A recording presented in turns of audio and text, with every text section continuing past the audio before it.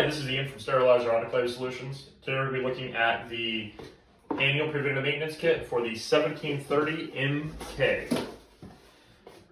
This preventative maintenance kit comes with a door gasket. The door gasket does need to be replaced on a yearly basis. However, if you are running consecutive or back-to-back cycles, this door gasket might need to be replaced more frequently.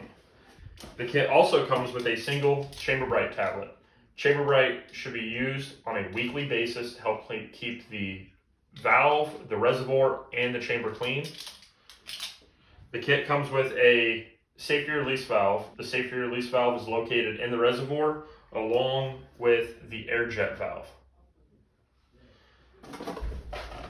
Instructions on how to change those are provided in the preventative maintenance guide, which comes with the kit.